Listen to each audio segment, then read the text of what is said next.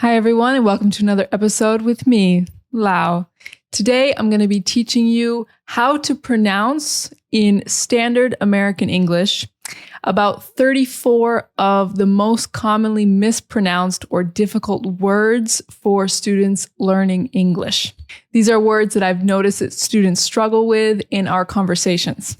I made a video like this before, like last year in Spanish, so you might remember some of these words from that video, but there's also going to be new words, and of course this time it's all in English, so it might be a refresh, it might be a reminder, but I think at least one of these words is going to be difficult for you. So I would be surprised if any student could say all of these without me telling them how to say it. Like, I would be surprised if you already knew how to pronounce all of these perfectly.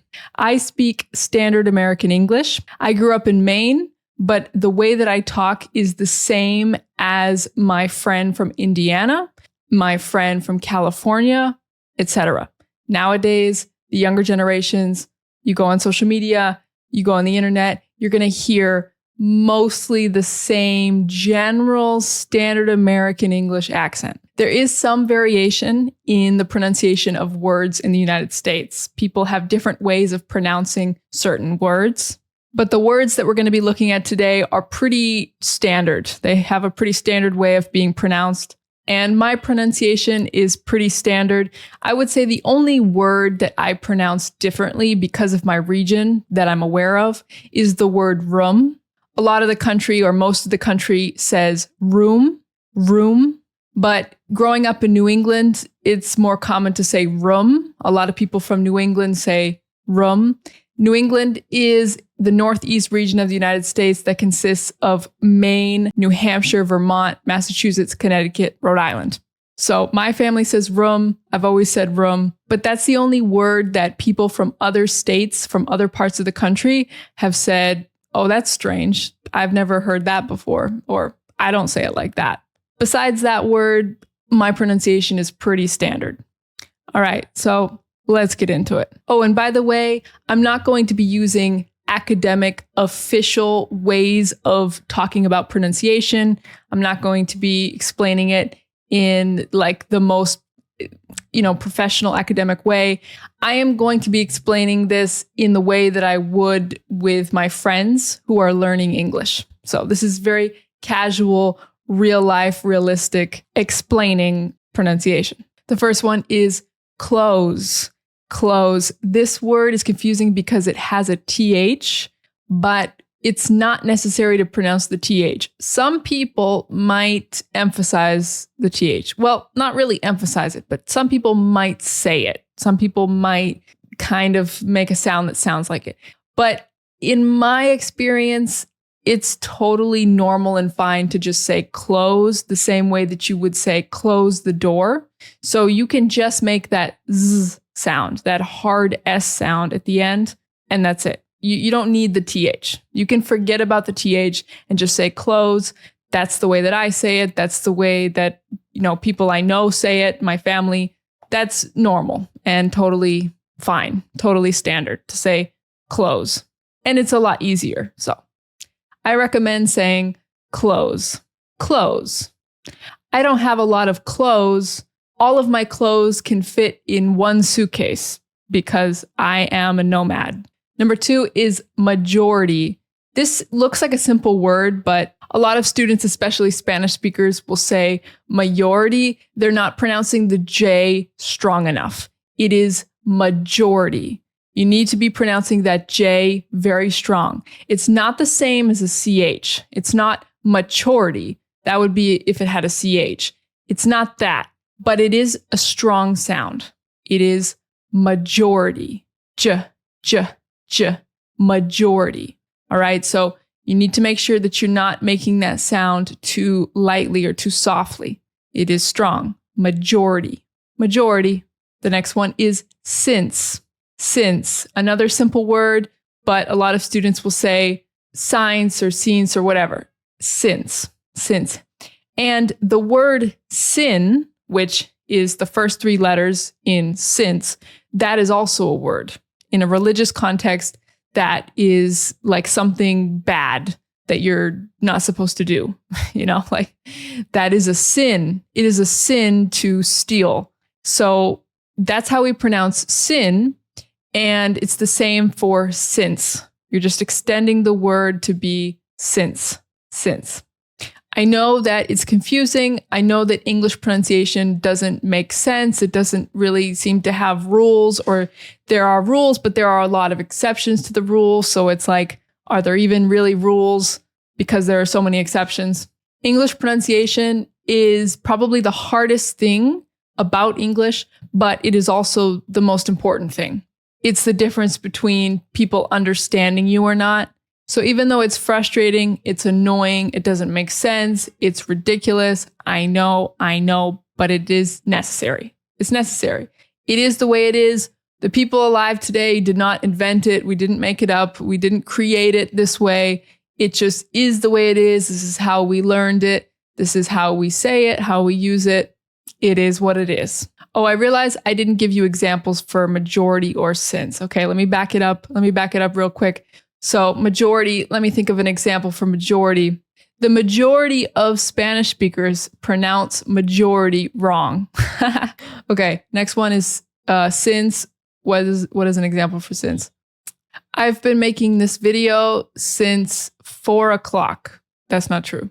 5 o'clock. I've been making this video since 5. You don't really have to say o'clock. You can just say, I've been making this video since 5 p.m.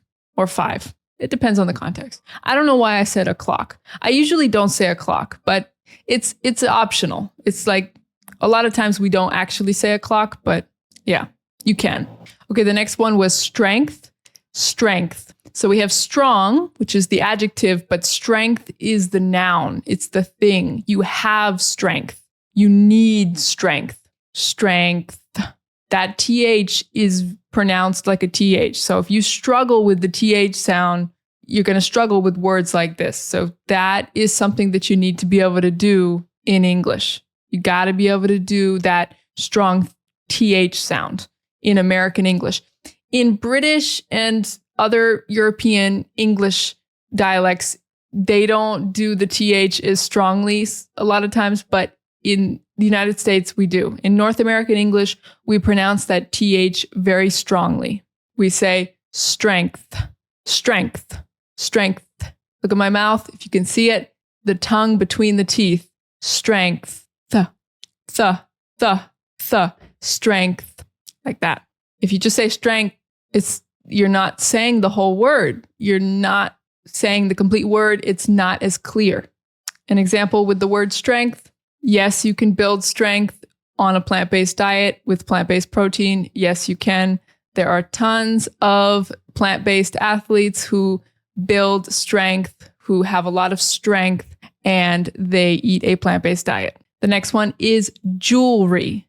Jewelry. This word looks hard, and I recommend breaking the words up into the syllables and pronouncing the syllables over and over again individually so that you master the individual syllables and then you can put them together. So first, focus on jewel, jewel, jewel, jewel, and then jewelry,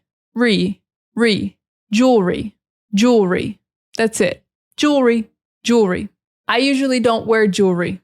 I usually don't wear much jewelry. I like to wear some earrings sometimes. That's pretty much it.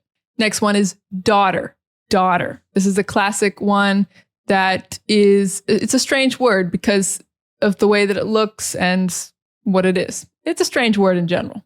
Daughter, daughter. Yeah, just dot, but the T is like a D, the way that we pronounce it in the US. So it's just like a daughter, daughter. Daughter. I am a daughter. I am someone's daughter. I am definitely someone's daughter. The next one is anxiety. So anxious is the adjective. I am anxious, anxious, anxious, anxious. And the noun is anxiety, anxiety, anxiety. There's no G there, but that's the way we're saying it. It's like anxiety, anxiety. Anxiety. Do you deal with anxiety? Let me know in the comments if you deal with anxiety. The next one is literally. This is a classic difficult word for students, but let's just break it down. Let's break it down, shall we? Yeah, that's so silly saying shall. I usually don't say shall. We usually don't say shall, but every once in a while to be funny, we'll say shall we? Because it sounds like very formal or British or like old. So we don't usually say that a lot. But when we do, it's kind of to be like funny or cute. By the way, shall we? Okay. So let's break down the word literally. So litter, so that T is like a D. In American English, so often the T is really like a D sound. Litter. So focus on litter, literally. What's hard is connecting them. It's hard to go from the R to the L. Literal. Yes, that is hard. Literally. But yeah, these are just the words that you got to practice a million times and you'll get better at it. Even some of my friends who are very advanced in their English, like very, very advanced, they still struggle with these words. Okay, so don't feel bad about it. Even super advanced students are looking in the mirror, looking at themselves in the mirror. That's another hard word. I just said mirror. You're going to hear all kinds of pronunciations of that word. Mirror. That's a hard word. I didn't put that on the list, but that is a hard word. Mirror. I think if I was learning English, I would find that word crazy. Mirror. Even as an English speaker, I'm like, what am I even saying? Mirror. Anyways, the mirror. Even the most advanced students are looking at themselves in the mirror going, literally. I am literally making a video right now. That's what I'm literally doing. I'm literally making a video. Okay, next one. Next one is focus. So this sound is very important, the faux, because if you say it wrong, it could sound like a bad word, quote unquote, bad word. A word that I say all the time off camera. So you need to say faux, really emphasize that faux, focus. And the end is just like kiss, like a kiss. Focus. That's it. Focus. All I can think about is the Ford Focus. It's a type of car, the Ford Focus. But no, you need to focus. Listen up, pay attention, look at me, focus. You need to focus on pronouncing the word focus correctly. Next one is through. This is that strong TH sound as well. Through. You're going from the TH to the R. Yeah, thr. That's a little tricky. Through. So, well, this is a homophone. So there's different words that sound like through. You could use through like you need to go through the kitchen. You need to go through the kitchen to get to the living room.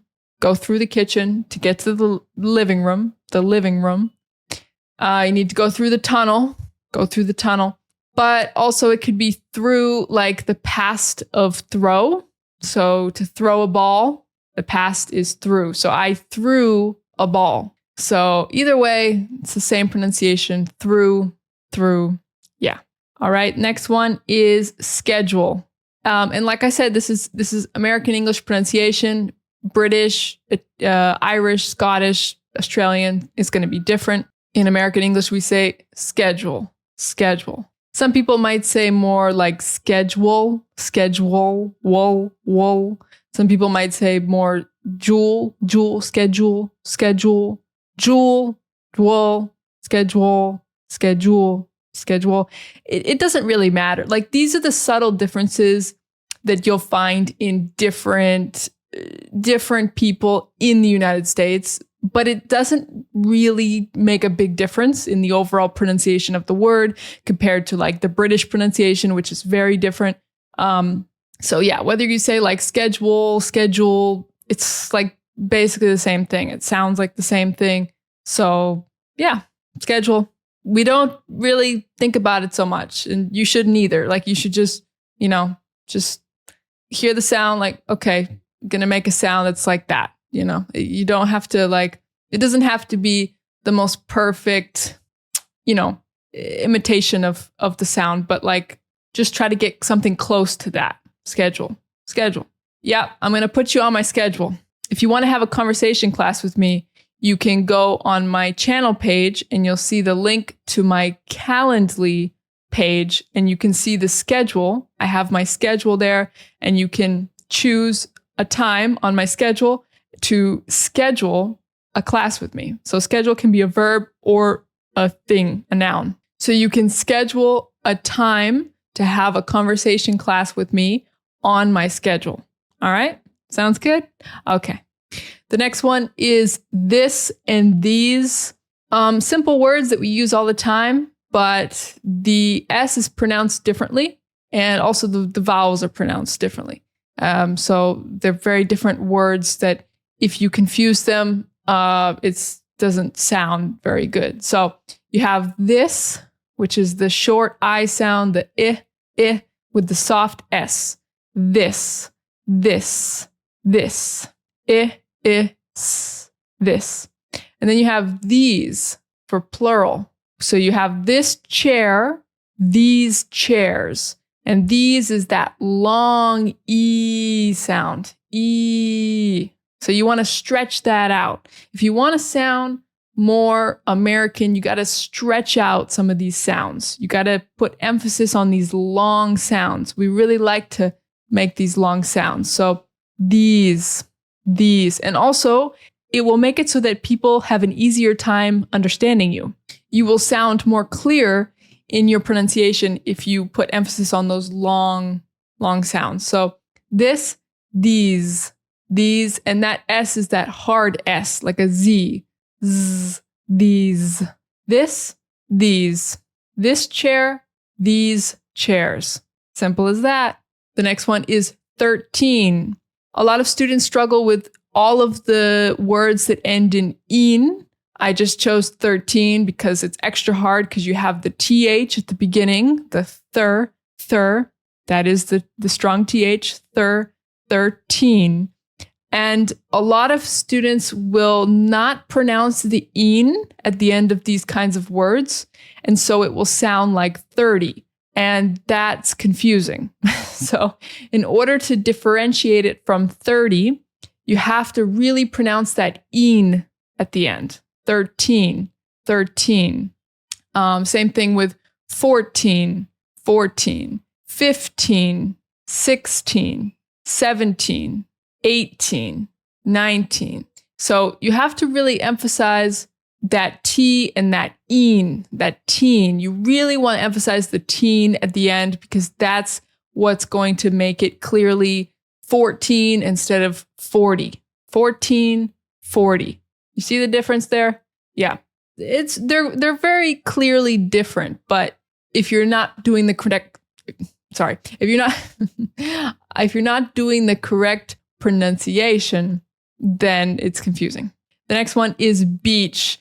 This is a classic word that students are often afraid to say because they think that they're going to pronounce it wrong and it's going to sound like a bad word. Yeah, you're only going to pronounce it wrong if you're speaking too fast, if you're trying to cut your sounds, if you're trying to make your sounds short. This is a common problem with Spanish speakers, but it could be anybody who's not realizing that the beach sound has the long E sound. So you really need to emphasize that E. So the more you emphasize it, the more it's going to sound like beach and it's not going to be confused with the other word. So don't make a short sound there. You don't want to say beach, like you don't want to cut that short. You want to make it long. So you want to say beach. Let's go to the beach. Let's go to the beach. I love going to the beach. Let's go to the beach. I want to go to the beach right now. Let's go to the beach. You see how I'm talking fast, but I'm still putting emphasis on that beach. I'm not saying, let's go to the beach. Let's go to the beach. No, I'm saying, let's go to the beach. Let's go to the beach. You hear how that sound is very stressed. It's very emphasized. That's it. Beach. Each. Beach. Let's go to the beach. All right. And a lot of you, most of you guys have this E sound in your language. It's not even a new sound. You just got to do it longer. You just might not be doing it as long in your language, but you gotta do it longer. Beach. All right. The next common confusion. Actually, I have a friend who has a very advanced level of English, and he didn't even know the difference between woman and women. So some of you might not either. So, and it's very confusing, of course, because it's not based on the way that the words look. Woman and women are spelled differently, but not in a way that represents the sound. So you just have to memorize it. And that's really what English pronunciation comes down to. It comes down to memorizing sounds. That's it. You just have to memorize it. So woman, singular, it starts with the sound. W, men, woman, men. It's not so much like men, it's more like men, woman, men, woman. There's a woman over there, a woman.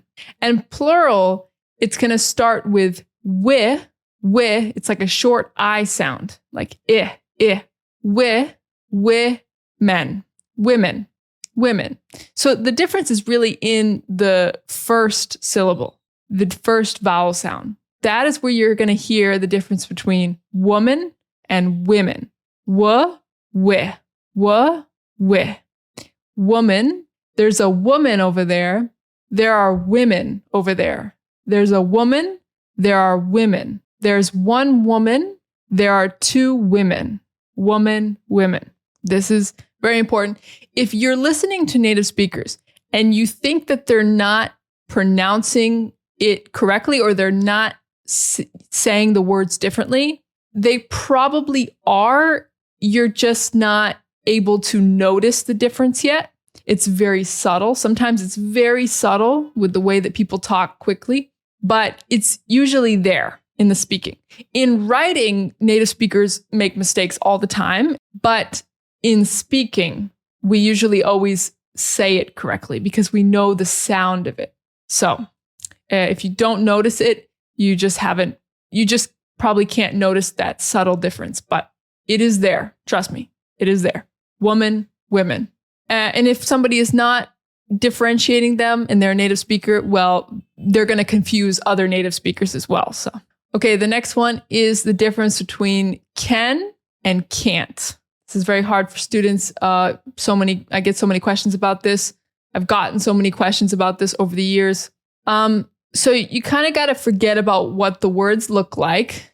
And you just got to remember that most of the time when we're speaking in a normal speed, we pronounce it like Ken, like Ken, like the name Ken in the movie Barbie, the male character is named Ken.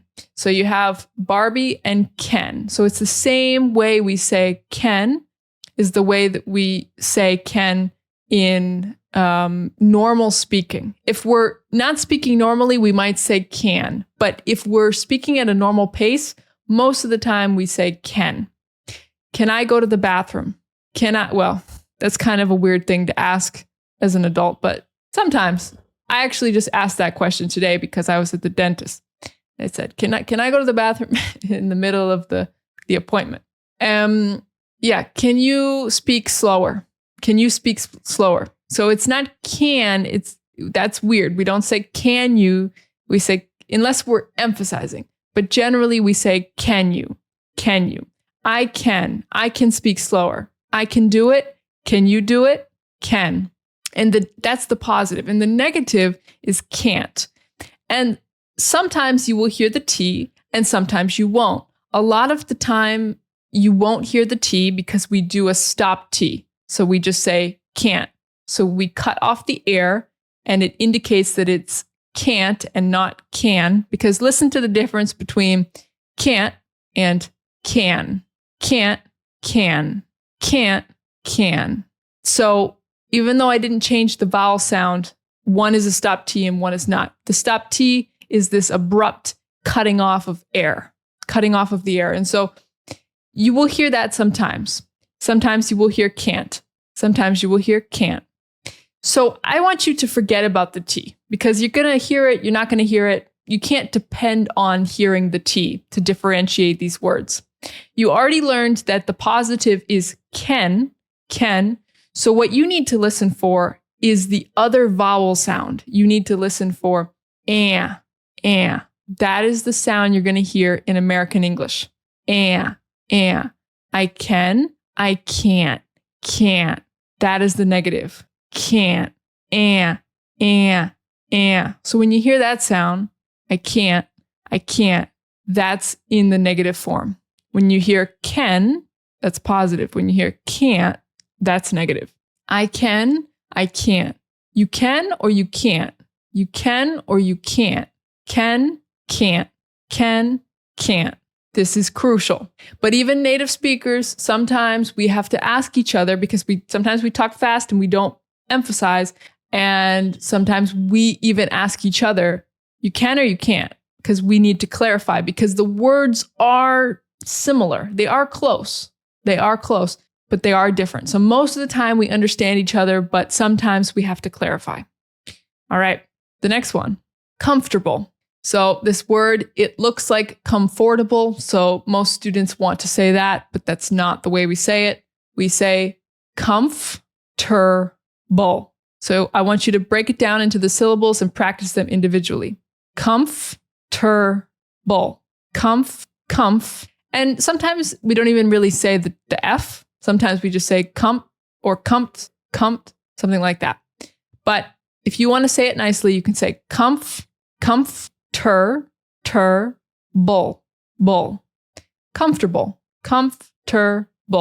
Comfortable.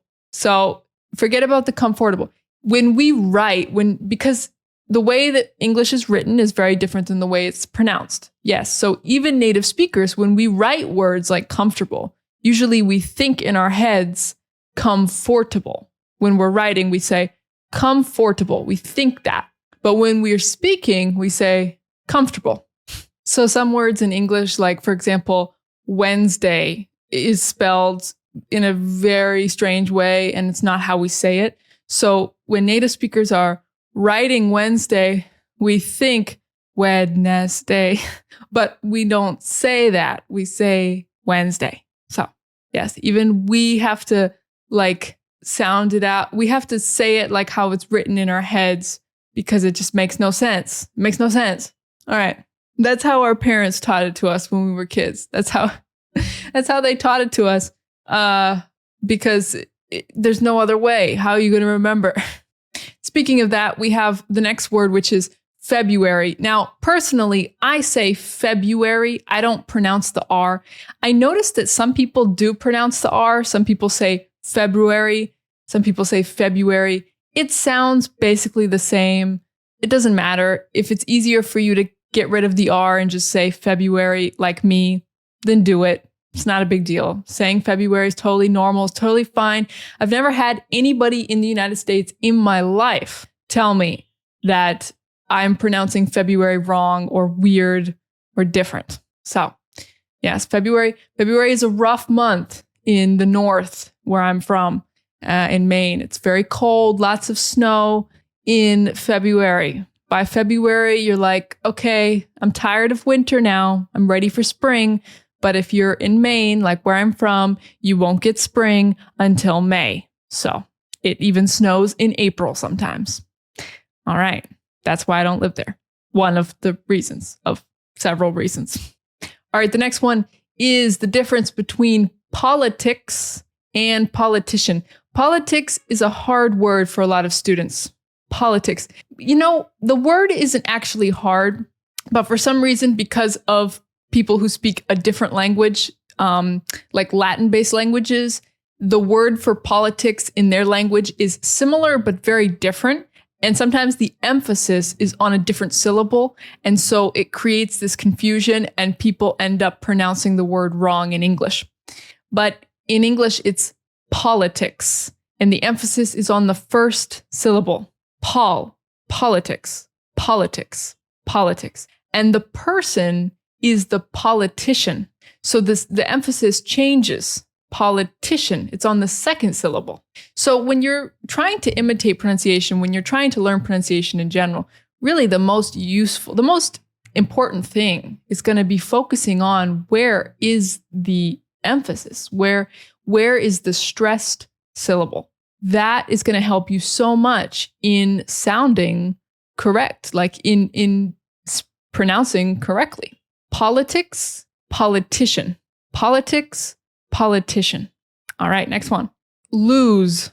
Lose is a simple word, a simple verb, but it has that hard S, that Z, like a Z. Lose. So it's not loose, because loose has two O's. Loose. But the word lose only has one O, and it has that hard S. Lose. Lose. The next one is tired. A lot of people see this word and they think it's tired, but it is tired. So I want you to say this. I want you to say tie, and then I want you to say erd, not red, erd, It's just an ER, erd, tie, erd. That's it. Tired. A lot of these words are not actually that hard to say, but because the way that they're written doesn't represent the pronunciation, a lot of students will say it wrong because they've seen the word written, but they haven't actually paid attention to how we say it. So it's tired. Oh, I just realized I haven't been giving sentence examples, but I don't think I have time to give sentence examples because this video is going to be longer than I expected. So sorry about that. Your homework is to make your own examples, all right? Make your own sentence examples with these words. That's what you need to be doing. Every time you learn a new word in general, you should be making example sentences with it, okay? Like when you're learning words that you can see are going to be regular words that you're going to use in your life, you should think of the ways that you're going to be using that word and then practice saying it in sentences. This is like learning a language 101. Learning a language 101, this is what you need to be doing. All right, the next one is guitar. Guitar, it's not guitar, it's just g. The sound is very short. Guitar. The emphasis is on the second syllable. Guitar. Guitar. Guitar. Guitar. Guitar. Guitar. The next one is island. I know it looks like island. It's not. I, like I, land. But, well, actually, when we say it fast, it's like lend. Island. Island. Island. Lend. Island. The next one is Catholic. Catholic. A lot of students want to say Catholic or Catholic. It is that TH sound. Remember that strong TH sound. Cath. Look at my mouth. Catholic. Forget about the O. Just throw the O in the trash. Forget about it. Catholic. That's it. The next one is pronounce. This is not a hard word to say, but a lot of students will say pronunciate, which is just the wrong word. The correct word is pronounce. Pronounce. The next one is avocado. One of my friends with advanced English, he said avocado, but it's avocado. Avocado. I love avocado. The next one is strategy. Another example of how the T sounds more like a D. A lot of times, strategy.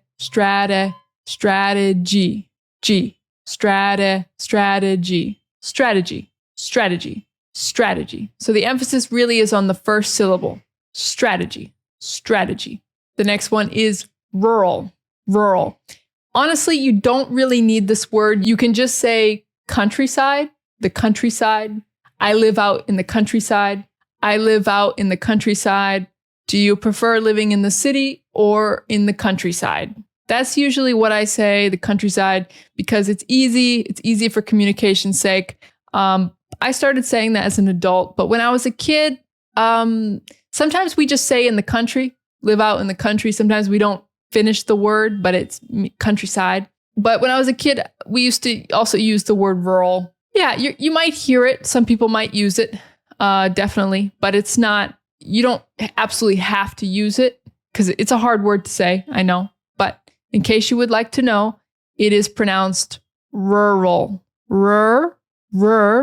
Get that English R, rural.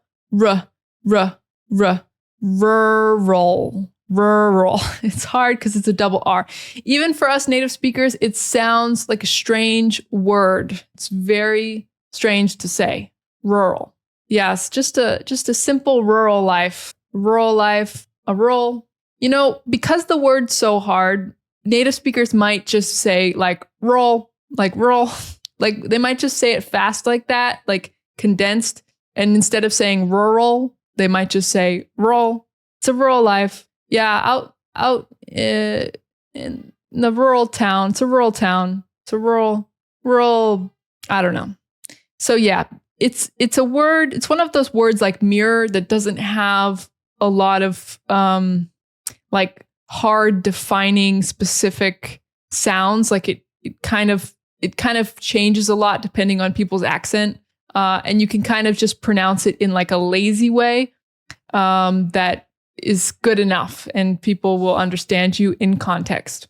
But yeah, you don't need to say it. Like I said, you could just say in the countryside. It's easier.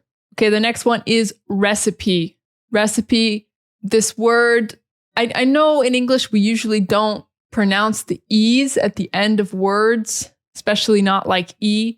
But in this case, we do. In this case, I don't know why, but we say recipe. So it's not recipe or recipe or whatever, but make sure you do pronounce that E sound at the end. Recipe.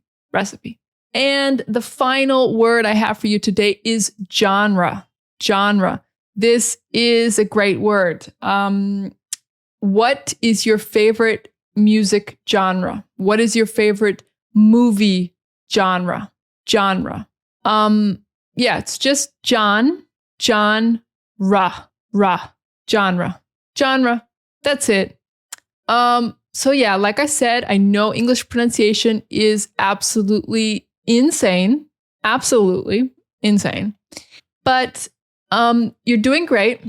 If you made it to the end of the video, you're doing awesome. If you master these words, you're going to sound great. Yeah. Most of these words are pretty common, pretty useful, everyday English type words.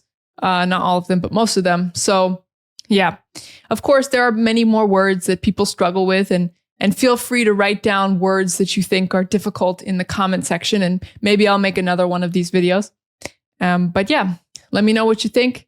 And remember to make example sentences with these words to practice them, to get the feel of like how you would really use them in real life.